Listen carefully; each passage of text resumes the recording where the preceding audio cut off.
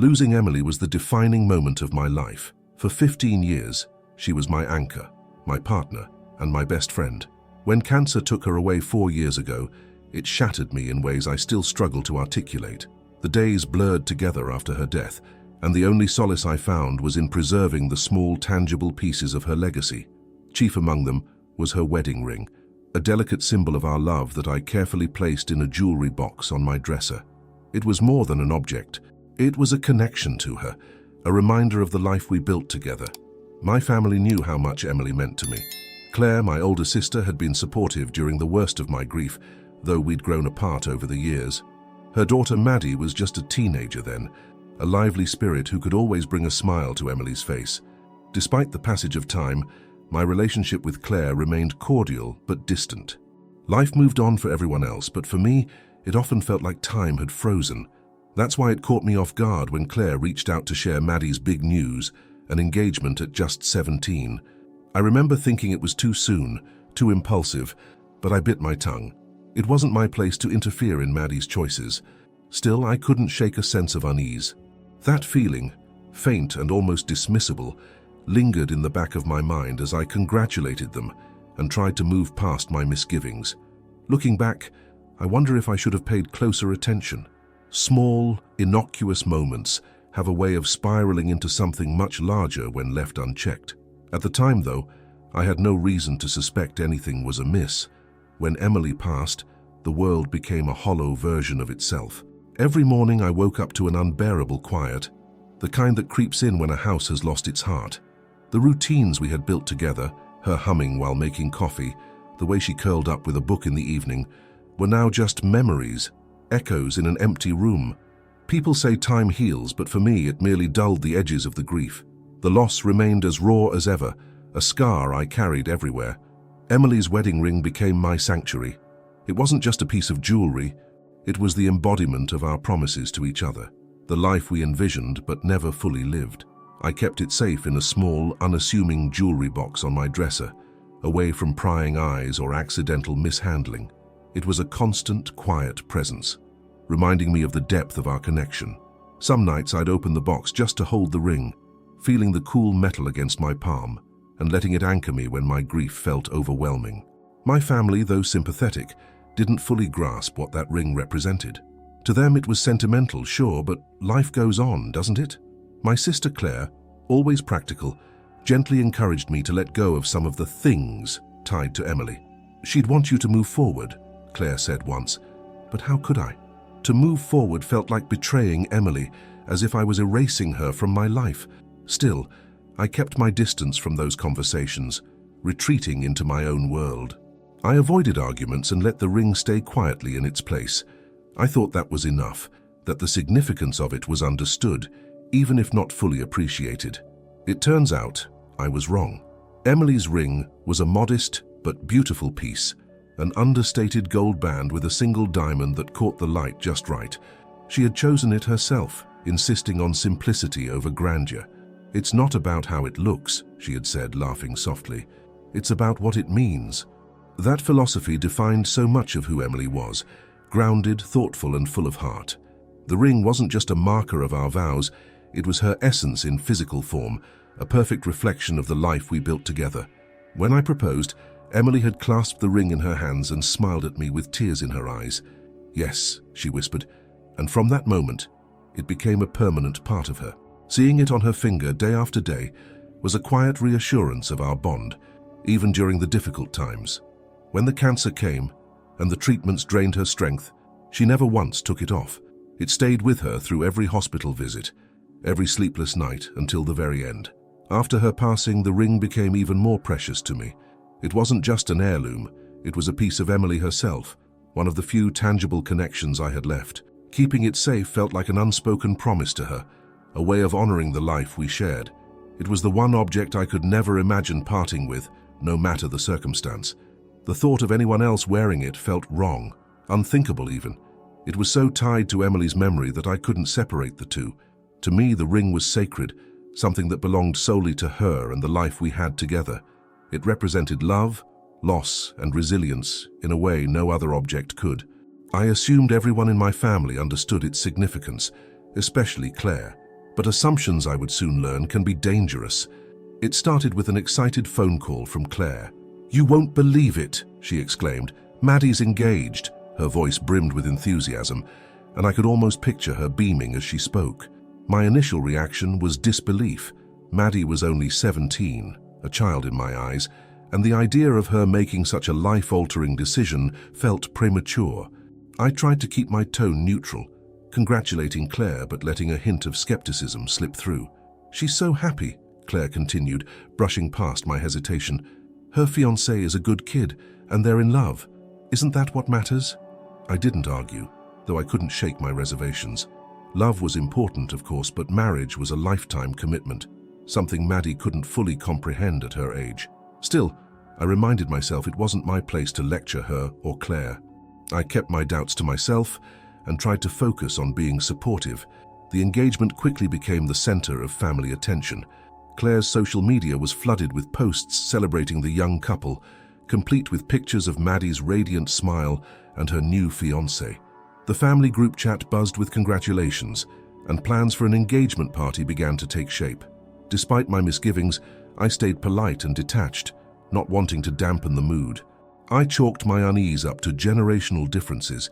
Maddie was headstrong, much like her mother, and she clearly believed this was the right step for her. Who was I to judge?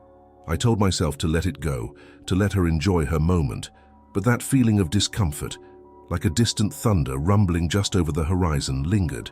At the time, I didn't realize how closely this engagement would come to disrupt my life, how the ripple effects would soon reach me in ways I could never have anticipated. It happened so subtly that I didn't notice at first. One evening, as I was dusting the dresser, my eyes fell on the little jewelry box where Emily's ring had been safely kept since her passing. A small wave of comfort washed over me, as it always did when I thought of her and the memories that ring represented. But when I opened the box, my heart sank. The ring wasn't there. Panic set in immediately. I emptied the box, hoping it had somehow shifted out of view. When that yielded nothing, I began tearing through my drawers, rummaging through every corner of the room. My mind raced. Could I have misplaced it? I replayed my movements over and over, but the answer remained the same. I hadn't touched that box in weeks. Hours passed, and the search expanded to every room in the house. By the time I collapsed onto the bed, exhausted and disoriented, the sinking realization began to take hold. The ring hadn't been misplaced. It had been taken. The thought chilled me to my core. My home was my sanctuary, a private space that very few people even visited. The list of potential culprits was painfully short.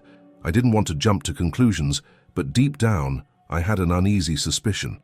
Claire and Maddie had been over recently, dropping off some baked goods and chatting briefly before leaving. At the time, I hadn't thought much of their visit, but now the timing seemed too coincidental.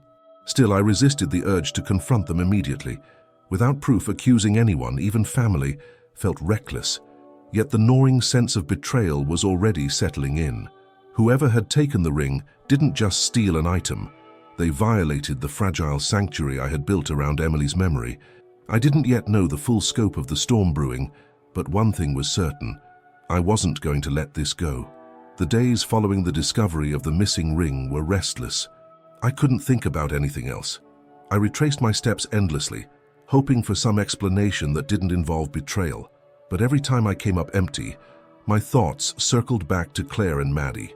It wasn't just their recent visit that raised questions. It was Maddie's engagement.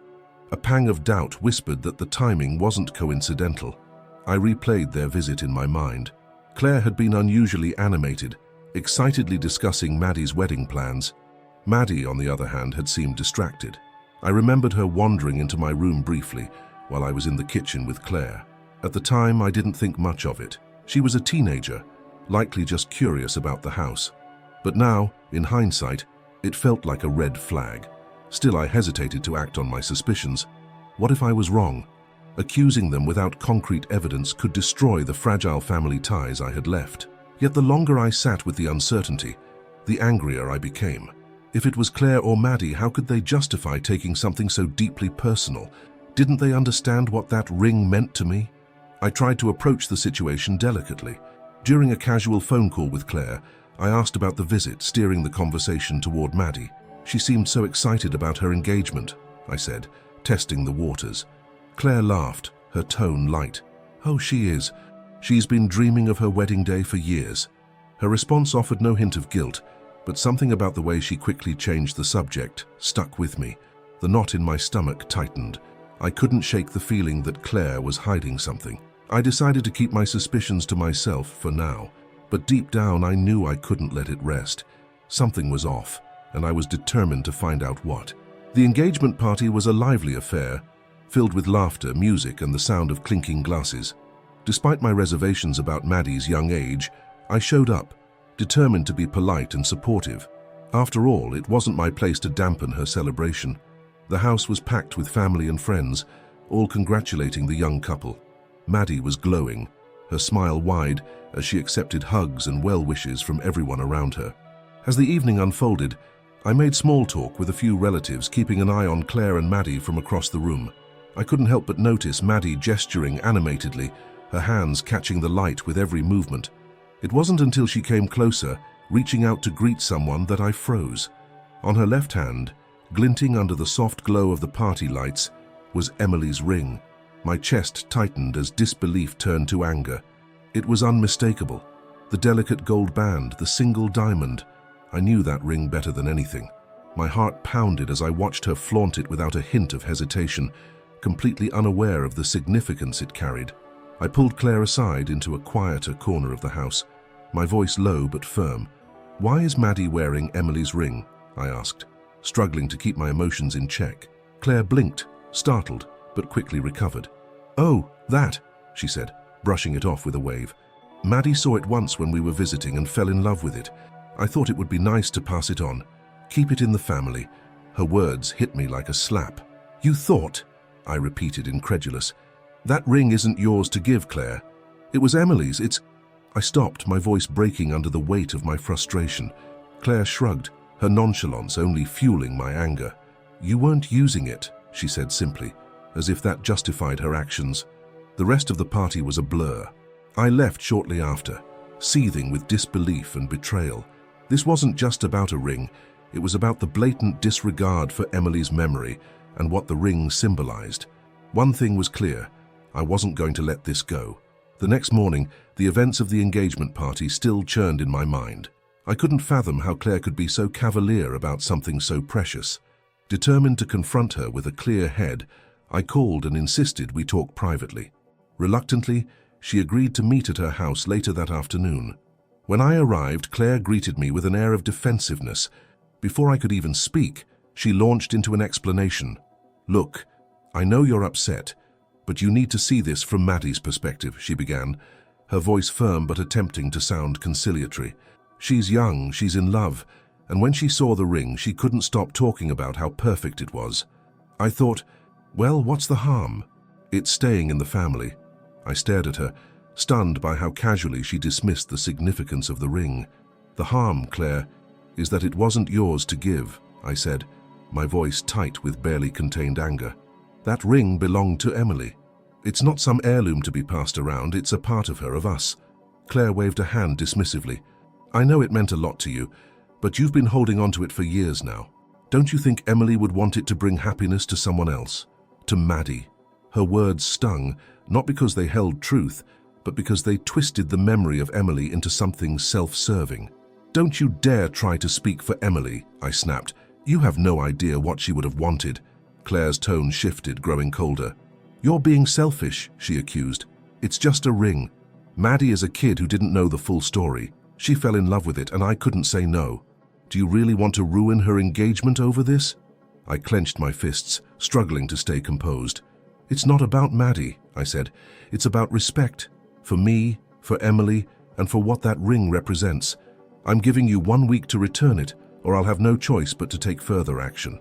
Her eyes widened in disbelief, but I didn't wait for a response. I walked out, leaving her to grapple with the consequences of her choices. The battle lines were drawn. The fallout from my confrontation with Claire spread quickly through the family like wildfire. It didn't take long for her to vent to our parents and siblings, painting me as unreasonable and dramatic. I started receiving calls almost immediately, some supportive, others accusatory, but all exhausting. What struck me most was how polarized everyone seemed to be, about what I thought was a clear-cut issue. Our mother was the first to call, her tone soft but pleading. "Honey, I understand you're upset," she said, her words careful and measured. "But don't you think this is something we can handle without creating a bigger rift? It's just a ring, and Maddie didn't mean any harm." I felt my frustration boiling over. "It's not just a ring, Mum," I replied. "It's Emily's. It's the one thing I've kept close to remember her by. How would you feel if someone took something that personal from you?" She hesitated, clearly trying to find the right words. "I see your point," she admitted finally. "But Maddie's a child, and Claire, well, she doesn't always think things through. Maybe we can find a way to resolve this without making it worse." Making it worse? From my perspective, Claire had already escalated it by giving the ring away in the first place. Still, I tried to keep my cool. "Mom, all I want is the ring back. That's it. Claire had no right to take it, and Maddie shouldn't be wearing it." Our father's response was less diplomatic. "You're blowing this out of proportion," he said bluntly when he called me later. "It's a piece of jewelry. Let Maddie keep it. It'll mean something to her. Don't ruin the family over this." The divide was clear. Some family members, like my cousin Sarah, texted to say they were on my side, appalled at Claire's behavior. Others, like our brother Jeff, took a more neutral stance, suggesting mediation. Meanwhile, Claire continued doubling down, insisting I was overreacting and refusing to budge. It felt like I was in the center of a storm, with opinions flying from every direction. But no matter how chaotic it became, one thing was clear. I wasn't backing down. The ring represented too much for me to let it go. The emotional toll of the situation was heavier than I anticipated. Every call, text, or comment from a family member felt like an arrow aimed at my resolve. I couldn't help but question myself. Was I being too rigid, too stubborn? But then I would think about Emily and what the ring meant to me, and any doubt would dissolve into a renewed sense of determination. Maddie, I learned, was deeply upset. Claire had apparently told her everything, framing me as the antagonist. A relative mentioned that Maddie had been crying over how I was ruining her engagement. That stung, not because I agreed, but because Maddie was a teenager caught in the middle of something she likely didn't fully understand. I didn't blame her entirely. My frustration was directed squarely at Claire. Still, the family whispers and accusations weighed heavily on me. Some insisted I should let it go for the sake of keeping the peace. Others accused me of clinging to the past, as though grief had an expiration date. It was isolating, even with the few family members who supported me. I could see they were hesitant to get too involved, not wanting to risk Claire's wrath. The pressure to relent was intense. Every conversation seemed to carry an undercurrent of expectation, that I would eventually cave and let Maddie keep the ring to avoid further drama. But the more they pushed, the more steadfast I became. This wasn't about Maddie's engagement or family harmony. It was about honoring Emily and the life we shared. Meanwhile, Claire dug her heels in deeper, accusing me of prioritizing an object over family. "You're making this about you," she snapped during one heated phone call. "You're turning everyone against us for no reason." "No reason?" I shot back, my voice shaking. "You stole something irreplaceable from me, and you think I'm the problem?" It was clear we were at an impasse. Every interaction left me more drained, but also more resolved. If Claire thought guilt or family pressure would sway me, she was wrong. For me, this wasn't just a fight, it was a matter of principle and respect, and I wouldn't let that go. Amid the chaos, I sought solace in the voices of those who weren't taking sides. A few family members reached out, not to scold or sway me, but simply to listen. These conversations were a breath of fresh air, moments where I could express my frustration without feeling attacked or judged.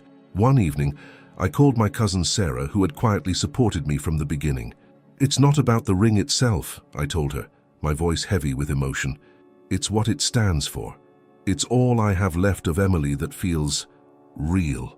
Sarah didn't interrupt, letting me pour out everything I'd been holding back. When I finally finished, she sighed.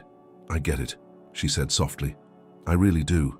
I don't think anyone who hasn't experienced a loss like yours can fully understand, but I see why this matters so much to you." Her words were validating in a way I hadn't expected. For the first time in days, I felt seen, not as someone clinging to the past, but as a grieving husband trying to protect a piece of his wife's memory. "What do I do, though?" I asked, my voice almost breaking. "No matter what I say, Claire won't budge, and the rest of the family just wants me to let it go." Sarah hesitated. "Honestly, I think you have to stick to your guns. It's not about what's easiest for everyone else. It's about what's right. If you give in now, it'll eat at you forever." I also spoke with my brother Jeff, who had been trying to mediate from the start. "You're both digging your heels in," he said pragmatically, "but I think Claire knows she's in the wrong. She's just too stubborn to admit it." Jeff's advice was to approach Claire one last time, calmly but firmly, and make her understand how much this meant to me. "If that doesn't work," he added, "then you've done all you can. Let the chips fall where they may." Their words gave me clarity, if not comfort. I realized that while some family members might never understand my perspective, I didn't need their approval to fight for what was right. My next step would be critical, and I had no intention of backing down. When I reached out to Claire again, I was determined to stay calm, even though my patience was wearing thin. She agreed to meet, albeit reluctantly, and we sat down in her living room, a space that suddenly felt foreign, despite years of familiarity. Claire crossed her arms, her body language defensive from the start. "If this is just going to be another lecture, I'm not interested," she said bluntly. I took a deep breath, trying to steady myself. "It's not a lecture," I replied. "I just need you to understand why this is so important to me. The ring, it's not just a piece of jewelry, Claire. It's all I have left of Emily that feels tangible. It's a part of her, a part of us. You had no right to take that away." Claire rolled her eyes, her frustration evident. "You keep saying that, but what about Maddie? She loves that ring. Do you know how happy it made her when I gave it to her? She's over the moon about her engagement, and you're turning it into a spectacle."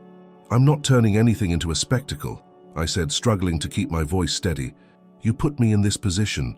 You took something that wasn't yours to give, and now you're acting like I'm the bad guy for wanting it back." Her tone shifted, growing sharper. "You're being selfish, plain and simple.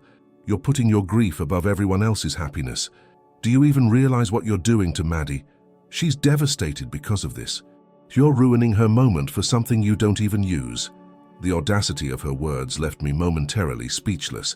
"This isn't about Maddie," I finally said. "It's about respect. Respect for Emily, for her memory, and for what that ring represents. If you can't see that, then I don't know what else to say." Claire stood abruptly, her face flushed with anger. "Fine," she snapped. "If you want to go nuclear and call the cops, go ahead. But don't think for a second that the family will forgive you for this. If you want to burn those bridges, that's on you." Her ultimatum hung in the air, but I didn't flinch. "You have 1 week to return the ring," I said quietly. "After that, I'll do what I have to do." Without waiting for a response, I turned and walked out, leaving her to sit with the weight of her own decisions. As I left Claire's house, her words echoed in my mind, cutting deeper than I cared to admit. The accusation of selfishness stung, not because I believed it was true, but because it revealed just how little she understood. To her, the ring was an object, something sentimental maybe, but ultimately replaceable. To me, it was far more than that. It was the embodiment of a life shared, of promises made and kept, of a love that didn't end, even when Emily did. The drive home was quiet, save for the occasional hum of passing cars. I found myself remembering the day I slipped that ring onto Emily's finger, how her smile had lit up the entire room. "Forever," she had whispered, her voice soft but sure. In that moment, forever felt real, tangible, something we could hold on to, no matter what came our way.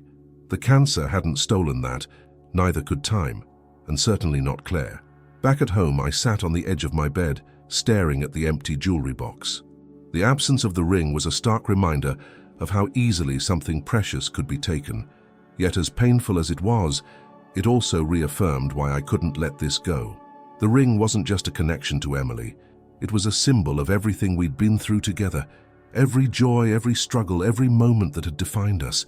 I thought about the nights Emily and I had spent talking about the future, about the kind of people we wanted to be.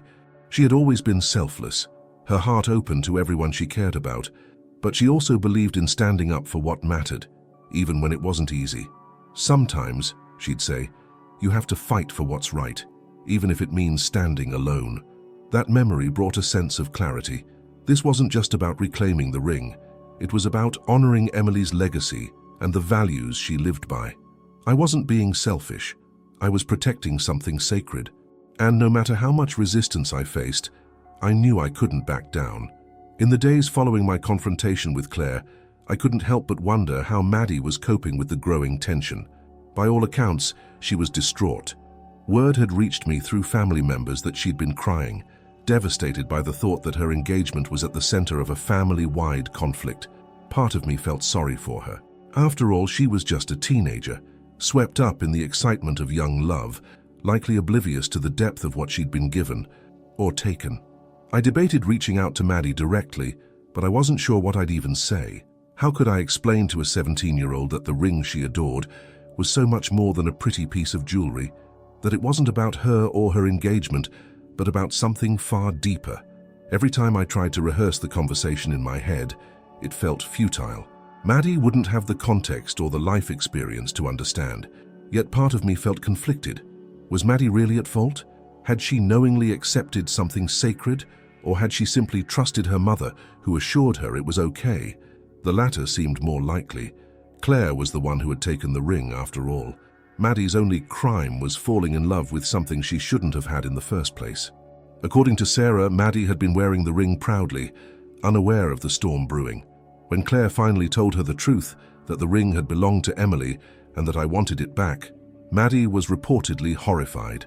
"I didn't know," she'd said, tears streaming down her face. "I thought it was just an old family ring. I didn't mean to upset anyone." Hearing this secondhand softened my anger toward her. Maddie wasn't the villain here. She was another victim of Claire's poor judgment. Still, the ring needed to be returned. No amount of innocence on Maddie's part could change that. If anything, her reaction only reinforced what I already knew. The ring was too important to be passed around, too sacred to be misunderstood. It belonged where it always had, with Emily's memory and with me. Amid the chaos with my family, I turned to friends outside the situation for clarity. These were people who had supported me through Emily's illness and passing, people who knew the depth of my grief and what her ring represented. I needed an unbiased perspective, someone to confirm I wasn't losing my mind for standing my ground. One evening, I met with my oldest friend, Mark, over coffee. Mark had been by my side since college, and his blunt honesty was something I could always count on. As I recounted the events, the missing ring, the confrontation with Claire, and the family backlash, Mark listened intently, nodding occasionally, but not interrupting. When I finished, he leaned back in his chair, letting out a long breath. "You're not wrong, man," he said finally. "That ring is sacred to you. It's not about Maddie or her engagement. It's about what it represents." Claire crossed a line, plain and simple. Hearing those words felt like a weight lifting off my chest. "But the family," I began, trailing off as I thought about the endless arguments and accusations. Mark shrugged. "Family pressure is tough, but let's be real. If you cave now, you're not going to feel at peace with it. That ring is tied to Emily's memory, and no one has the right to take that from you. Stand firm. If they can't see where you're coming from, that's on them, not you." I also confided in Lisa, a co-worker who had become a close friend over the years. Lisa had lost her husband unexpectedly a few years prior and knew firsthand the complexities of grief. "It's not selfish to protect something that matters to you," she said, her voice gentle but firm. "Grief doesn't follow anyone else's timeline. If they don't understand that, it's because they haven't experienced it." Their encouragement gave me the strength I needed to keep fighting. They reminded me that this wasn't about being petty or stubborn. It was about preserving something irreplaceable. For the first time in weeks, I felt validated. I wasn't just defending a ring, I was defending Emily's legacy, and that was worth every ounce of resistance I faced. With renewed clarity and resolve, I decided it was time to confront Claire one more time. I hoped that after some reflection, she might see reason, or at least understand how much damage her actions had caused. I called her and asked to meet somewhere neutral, a cafe we both frequented, to keep the conversation civil. Claire arrived with her usual confidence, but I could tell the situation was weighing on her. Her smile was strained, and she avoided eye contact as we sat down. I started by speaking calmly, wanting to lay everything out without escalating things immediately. "Claire," I began, "I need to make one thing clear. This isn't about Maddie or her engagement. It's about the principle. That ring isn't just a piece of jewelry to me. It's Emily's memory, and it was never yours to give away. I need you to understand how much this hurts." She sighed, leaning back in her chair. "I do understand," she said, though her tone suggested otherwise. "But Maddie is so attached to it now. Taking it back would break her heart. Can't you see how hard this is for her too?" I shook my head, trying to keep my frustration in check. "Claire, I've thought a lot about Maddie's feelings and I feel for her. I do. But this isn't about what's easy or convenient. It's about doing what's right. If Maddie knew the full story, she'd understand why this can't stay with her." Her defenses rose immediately. "She does know, and she's devastated. I've never seen her cry so much. How do you expect me to take something away from her now? It's like ripping her dreams apart. Dreams built on something that doesn't belong to her," I said firmly. "And that's not Maddie's fault, it's yours. You put her in this position, not me." Claire's eyes narrowed, and for a moment, neither of us spoke. Finally, she broke the silence. "What do you want from me then? An apology? Fine, I'm sorry, but I still think you're overreacting. You've had years to move on, and it's just a ring." Her words cut deep, but I didn't waver. "It's not just a ring," I said, my voice steady. "It's Emily, and I'm giving you one last chance to make this right before I take further steps. Please, Claire, don't make this harder than it needs to be." She didn't respond, staring into her coffee with a mixture of guilt and defiance. I left shortly after, unsure if my words had reached her, but one thing was certain. I'd given her every opportunity to fix this, and I wasn't going to wait forever. A week passed, and the ring was still not returned. Claire had neither reached out nor given any indication she intended to make things right. With each passing day, my frustration grew, but so did my sense of resolve. I had tried reasoning with her, explaining the emotional significance of the ring, and even appealing to her sense of fairness. None of it had worked. Now I was left with no choice but to escalate. I drafted a message to Claire, keeping it brief but direct. "Claire, I've given you ample time to return the ring. If it's not back in my possession by the end of this week, I'll be filing a police report. This isn't what I wanted, but you've left me no other option." The response came almost immediately. "Are you serious?" Claire texted back. "You're willing to drag the police into this over a piece of jewelry? Do you know how humiliating this will be for Maddie, for the whole family?" I took a moment to compose myself before replying. "I'm serious. I've made my position clear from the beginning. This isn't about the family or Maddie. It's about respecting Emily's memory. I've given you every opportunity to resolve this quietly." For the first time, Claire didn't respond. The silence was deafening, but it only solidified my decision. The next day, I began looking into the legal process, contacting a local lawyer to understand my options. While I hated the idea of involving law enforcement in a family matter, it felt like the only way to protect what was rightfully mine. The lawyer assured me that I had a strong case. The ring was clearly my property, and its sentimental value made Claire's actions all the more egregious. Meanwhile, the rest of the family caught wind of my plans.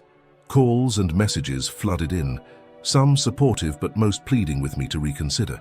"Think about Maddie," one relative said. "Do you really want her to remember her engagement like this?" But I stood firm. "This isn't about ruining anyone's engagement," I explained repeatedly. "It's about doing what's right. If Claire refuses to listen to reason, then this is the path she's chosen, not me." The tension reached a boiling point, with family members taking sides more openly than ever before. But amidst the chaos, I held on to one unshakable truth. This was about honoring Emily and preserving the integrity of what her ring represented, and no amount of guilt or pressure could change that. A few days after I sent the message to Claire, I received an unexpected knock at my door. It was Maddie standing on the porch with a nervous expression and her hands fidgeting in front of her. For a moment, I was taken aback. I hadn't expected her to show up alone, let alone so soon after the ultimatum. I opened the door, unsure of what to expect. "Can I come in?" she asked, her voice small and hesitant. I nodded, stepping aside to let her enter. Maddie looked uncomfortable, shifting her weight from one foot to the other as she stood in my living room. She held a small velvet pouch in her hand, and my heart immediately skipped a beat. I knew what was inside. I didn't know," Maddie began, her voice cracking. "I didn't know the ring was so important to you or to Emily. Mom just told me it was a family ring, and I thought it was okay." Her eyes brimmed with tears as she continued. "When I found out, I felt awful. I didn't want to hurt you, I swear." I took a deep breath, my emotions swirling. I could see how difficult this was for her, and I believed her sincerity. "Maddie," I said gently, "I don't blame you. I know this wasn't your fault, but the ring, it means everything to me. It's all I have left of Emily." She nodded quickly, tears spilling down her cheeks. "I understand now," she said, her voice barely above a whisper. "I'm so sorry." With trembling hands, she held out the pouch. "Here, I want you to have it back." I reached for the pouch, the familiar weight of the ring inside grounding me in a way I hadn't felt in weeks. "Thank you," I said softly, my voice thick with emotion. "This means more to me than you know." Maddie wiped her eyes, her expression a mixture of guilt and relief. "I'm sorry for all the trouble this caused," she said before quickly excusing herself. I watched her walk down the driveway, feeling a mix of gratitude and sadness.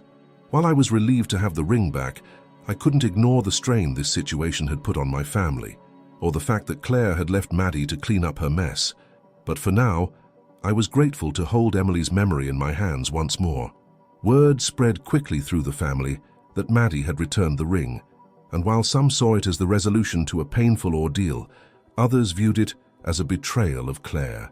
The family group chat lit up with messages dissecting the situation. A few relatives commended Maddie for doing the right thing, while others accused me of pushing her into a corner. The divide remained as sharp as ever. Beyond the family, friends and acquaintances began weighing in as well. Mark, ever my blunt confidant, called to congratulate me. "I told you she'd crack first," he said, half joking, "but seriously, I'm glad you got it back. That ring belongs with you." His unwavering support reminded me why I had turned to him in the first place.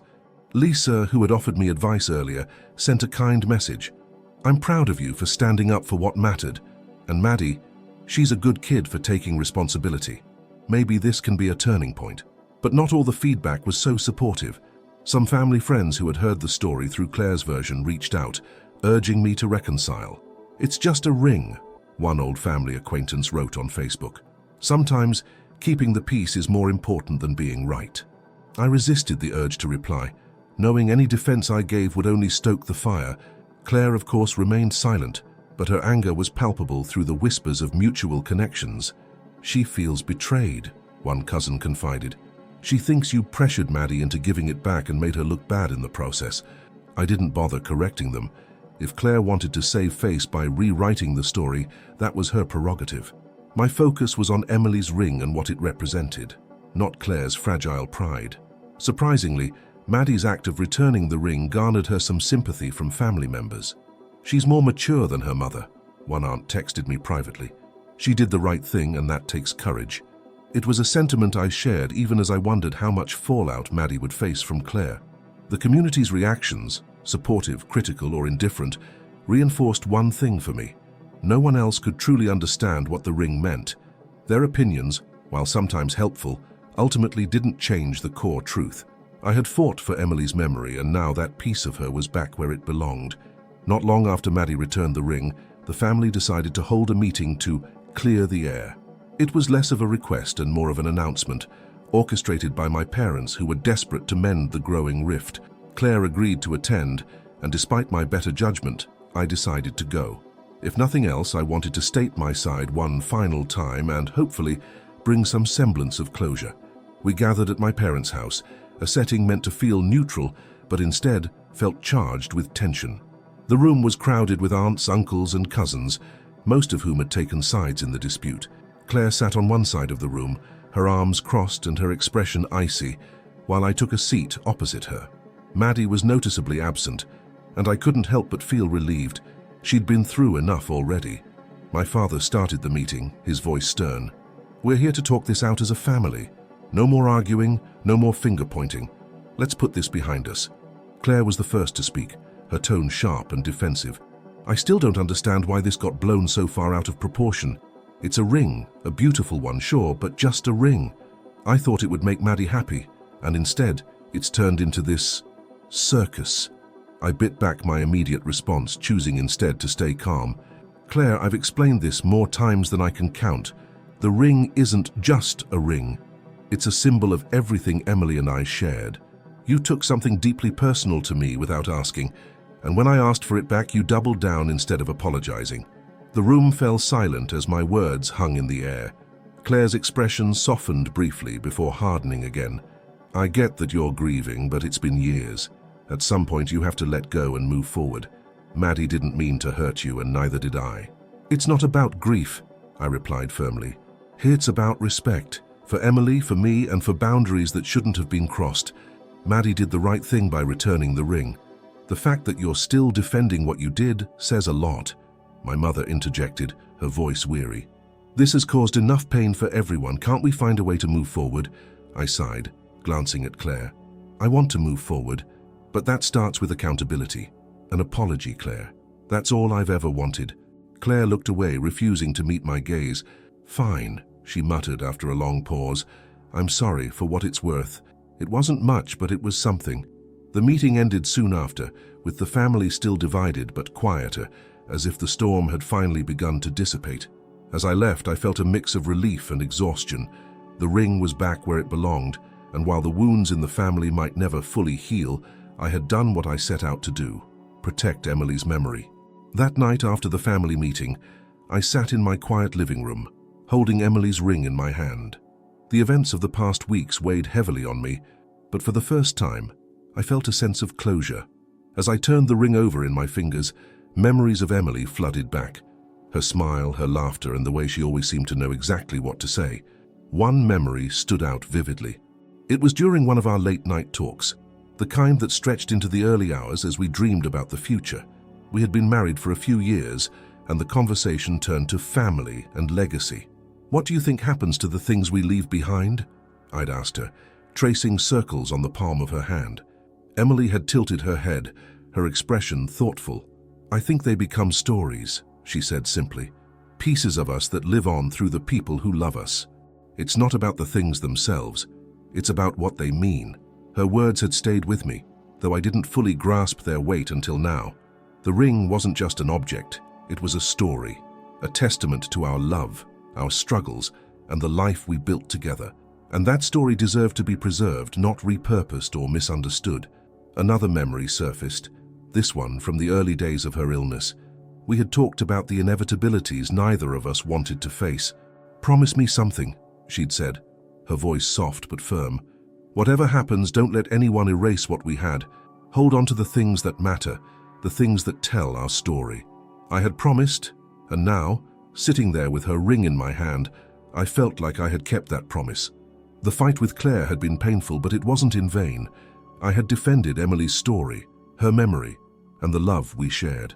As the night wore on, the heaviness in my chest began to lift. I placed the ring back in its jewelry box where it belonged and whispered into the stillness, I kept my promise, Em. For the first time in weeks, I felt at peace. In the days following the family meeting, I hoped that Claire's begrudging apology might signal a shift, a step toward repairing the fractures this ordeal had caused. But instead, it became clear that Claire wasn't ready to let go of her resentment. While Maddie had taken responsibility and returned the ring, Claire continued to act as though I had wronged her. She vented to anyone who would listen. Cousins, aunts, and even distant relatives began relaying snippets of her complaints. He humiliated Maddie. He cared more about a trinket than his niece's happiness, and he's still stuck in the past. The words stung, not because they held any truth, but because they came from someone I once trusted. At first, I tried to ignore the gossip. I didn't want to be pulled into another round of family drama. But when I received a call from my mother, who was clearly upset, I realized just how far Claire was willing to go. Your sister is telling everyone you threatened her with the police, my mother said, her voice tight with worry. She's saying you overreacted, that you bullied Maddie into giving back the ring. The frustration that I had tried so hard to suppress boiled over. Mom, that's not what happened, and you know it, I replied. Claire stole something irreplaceable. Maddie did the right thing, but Claire, she refuses to take responsibility. I know, my mother said softly, but she's digging her heels in, and I don't know how to make her stop. She feels attacked, and now she's lashing out. It became clear that Claire wasn't interested in reconciliation. Instead, she seemed intent on framing herself as the victim, twisting the narrative to garner sympathy. While a few family members saw through her tactics, others seemed to buy into her version of events, further deepening the divide. I considered reaching out to Claire one last time, but what would be the point? Every attempt to reason with her had only escalated the situation. She wasn't ready to listen, and I wasn't willing to compromise my principles to appease her. As the days turned into weeks, I accepted that some wounds wouldn't heal, at least not right away. Claire's anger might linger, but I had done what I set out to do. The ring was back where it belonged, and Emily's memory was intact. If Claire couldn't see that, it was her burden to carry, not mine. Despite my efforts to move forward, Claire's continued hostility and refusal to acknowledge her actions left a lingering tension in the family.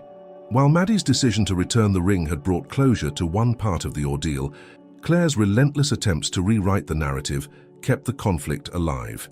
It wasn't enough that I had the ring back. Claire seemed determined to paint me as the villain in her story. After weeks of her accusations and twisting of facts, I decided to protect myself. If Claire wanted to keep framing me as the aggressor, I needed to ensure that I had documented the truth. While I had no intention of escalating things with law enforcement, now that the ring was returned, I consulted the lawyer I had spoken to previously about drafting an official statement of ownership. This would create a legal record confirming the ring was mine, preventing any future disputes. Sitting in the lawyer's office, I explained the situation from the beginning. The lawyer, a calm and practical woman named Elise, took notes as I spoke, occasionally asking clarifying questions. "It's good that you didn't have to file a report," she said after I finished, "but you're right to formalize ownership. Sentimental items can cause surprising amounts of conflict." She helped me draft a declaration of ownership that outlined the ring's history, its sentimental value, and its connection to Emily. The document also referenced Maddie's return of the ring, making it clear that the matter had been resolved and that the ring was to remain in my possession. While it felt strange to put something so personal into legal terms, it also brought me a sense of security. No one, not even Claire, could challenge my claim to the ring now. When the document was finalized, I sent copies to key family members who had been involved in the conflict, including Claire. I kept my message brief and formal. This document serves to clarify and protect the sentimental and legal ownership of Emily's ring. I hope this ensures no further misunderstandings. Claire didn't respond directly, but word reached me that she was furious. "He's taking this too far," she reportedly told a cousin. But for the first time since the ordeal began, I didn't care about her reaction. The ring was secure, Emily's memory was protected, and I had taken steps to ensure that this chapter of the conflict was truly closed. If Claire wanted to hold on to her anger, that was her choice, but I was finally ready to let it go. After the legal matters were settled, I thought the tension might start to ease. To my surprise, Maddie reached out to me directly again. Her text was brief, but heartfelt. "Hi, Uncle. I just wanted to check on you. I know this has been hard on everyone. I'm sorry if I made things worse." I felt a pang of guilt as I read her message. Maddie was young, caught in a whirlwind of family drama, not entirely of her own making. She had already shown more maturity and accountability than her mother, and her willingness to reach out again spoke volumes about her character. We arranged to meet at a small cafe downtown. When she arrived, she looked nervous but determined, fiddling with her bracelet as she sat down across from me.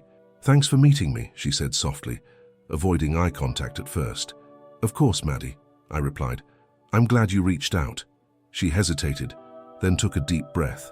"I've been thinking about everything, about the ring, about Mom, about how everything blew up. I feel awful. I didn't realize how much that ring meant to you. I wish I'd known sooner." Her words were genuine, and I could see how much she had been carrying. "Maddie," I said gently, "you didn't know because you weren't told. None of this is your fault. If anything, you did the right thing by returning the ring, even when it was difficult." She finally looked up at me, her eyes shimmering with emotion. "I don't want this to ruin our family," she said, her voice trembling. "I know Mum's upset, but I wanted you to know that I respect why you needed the ring back. I understand now." Her sincerity moved me. "Thank you, Maddie. That means more to me than you know. And for what it's worth, I never blamed you. I know how much pressure you were under." We sat for a while longer, talking about lighter topics, her upcoming wedding, her plans for the future. By the end of our conversation, the heaviness between us had lifted, replaced by a sense of mutual understanding. As we parted ways, I felt hopeful. While the wounds in the family might take time to heal, Maddie's maturity and willingness to mend fences were a step in the right direction. For the first time in weeks, I felt a glimmer of optimism that things might eventually improve. In the days following my conversation with Maddie, I noticed subtle shifts in the family dynamic. While Claire remained distant, other relatives seemed to soften their stances, perhaps influenced by Maddie's willingness to take responsibility. Her maturity had not gone unnoticed, and even some who had been firmly in Claire's corner began to see the situation differently. My parents were the first to reach out. My mother, who had spent weeks urging peace, now spoke with a gentler tone. "I talked to Maddie," she told me over the phone. "She told me about your conversation. I think she's starting to understand why this was so important to you." There was a pause before she added, "And I think I'm starting to understand too." It was a small but meaningful breakthrough. My father, though less vocal, also seemed to ease his stance. "You did what you had to do," he said during one of our rare phone calls. "And Maddie's a good kid. She'll be okay." Other relatives began reaching out as well, some offering apologies for how they had judged the situation. "I didn't see it clearly at first," one cousin admitted in a text, "but after hearing what the ring meant to you, I get it now. I'm sorry for not supporting you earlier." While these moments of reconciliation were comforting, I knew the real challenge lay with Claire. She hadn't spoken to me since the family meeting, and while I didn't expect her to apologize, I hoped time might soften her anger. For now, I chose to focus on the relationships that were healing rather than the ones still fractured. Maddie, meanwhile, continued to reach out periodically. She sent updates about her wedding plans, asking for advice on small details like venues and decorations. Her efforts to include me felt like a quiet olive branch, a way to rebuild trust despite the lingering tension with her mother. The family rift wasn't completely healed, but the cracks felt less insurmountable. I knew it would take time, patience, and perhaps more distance to fully move past what had happened. But for now, I was content knowing that some relationships were on the mend and that Emily's memory remained intact, protected by the decisions I had made. After the tentative steps toward healing within my family, I found myself with more time to reflect on everything that had transpired. The past few weeks had been a whirlwind of emotions: anger, betrayal, sadness, and cautious optimism. Sitting alone in my living room, I began to process not just the events themselves, but what they meant for me personally. I realized that the conflict over the ring had forced me to confront deeper issues surrounding my grief. For years, I had held onto Emily's ring as a way to keep her close, a tangible connection to a life that was no longer. The thought of losing it felt like losing her all over again. But in defending the ring, I also had to face the ways in which I had isolated myself from my family, and perhaps from moving forward. Setting boundaries had been necessary. Claire's actions were a blatant disregard for my feelings and for Emily's memory. Standing up for myself wasn't just about the ring. It was about asserting my right to grieve on my own terms. It was about making it clear that some lines should not be crossed, even by family. This realization was empowering, giving me a sense of control that I hadn't felt in a long time. At the same time, I began to understand that holding on to anger would only prolong my pain. Forgiveness didn't mean forgetting or condoning what had happened, but it could be a step toward healing, for myself more than anyone else. I contemplated reaching out to Claire again in the future, not to reopen old wounds, but to see if reconciliation was possible. For now, giving both of us space seemed like the best course of action. I also reflected on how this ordeal had affected my perception of grief. I understood now that moving forward didn't mean letting go of Emily or the memories we shared. It meant finding a way to honor her while also embracing the present and the future. Perhaps there were other ways I could keep her memory alive that didn't involve holding on to material objects so tightly. The incident had been a harsh lesson in the complexities of family dynamics, grief, and personal boundaries, but it also provided an opportunity for growth. I felt a renewed sense of self-awareness and a clearer understanding of what I needed to heal. As I looked ahead, I did so with a cautious but hopeful heart, ready to navigate whatever came next with the lessons I had learned firmly in mind. With the storm behind me, I began to focus on what moving forward truly meant. For years, I had allowed grief to anchor me in the past, reluctant to let go of anything tied to Emily. But this experience had taught me that protecting her memory didn't mean living in it. It meant finding ways to honor her legacy while allowing myself to embrace the present.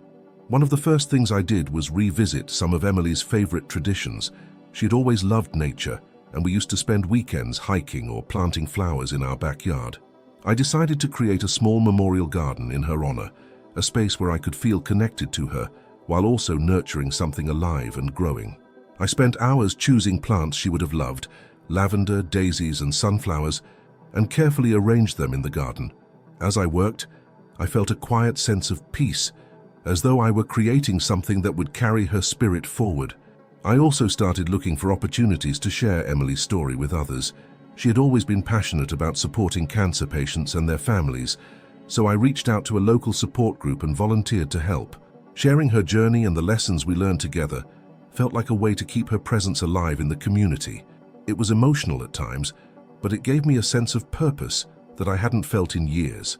Meanwhile, my relationships with family began to stabilize.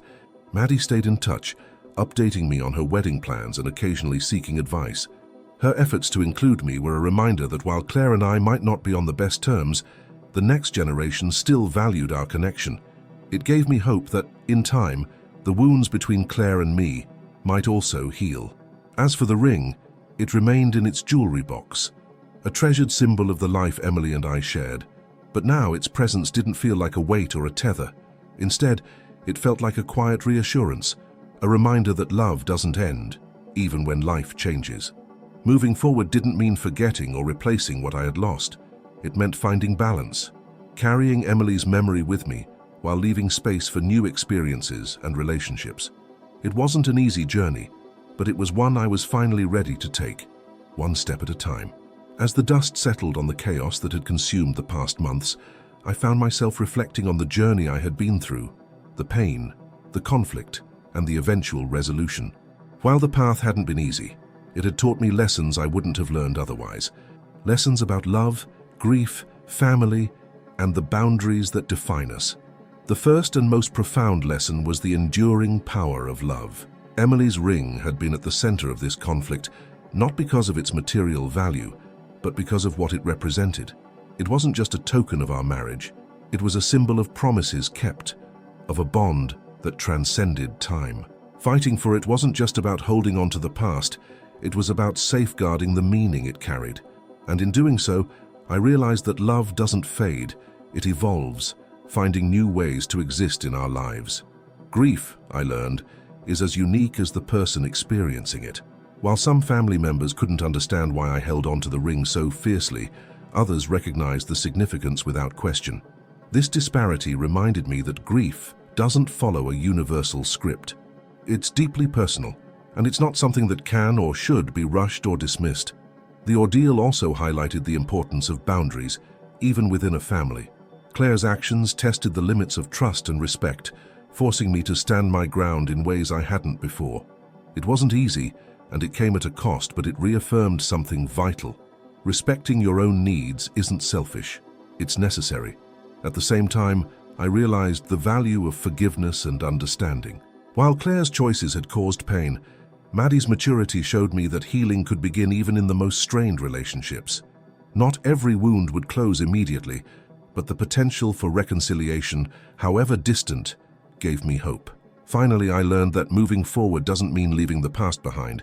It means integrating it into your life in a way that feels authentic and meaningful. Emily's memory would always be a part of me, but it didn't have to define my every moment. Through acts of remembrance, like the garden and my volunteer work, I found new ways to celebrate her life while embracing my own. As I held the ring one last time, before placing it back in its jewelry box, I smiled, feeling a deep sense of peace. The journey had been painful, but it had also been transformative, and with each step forward, I carried not just the weight of the past, but the wisdom and strength it had given me.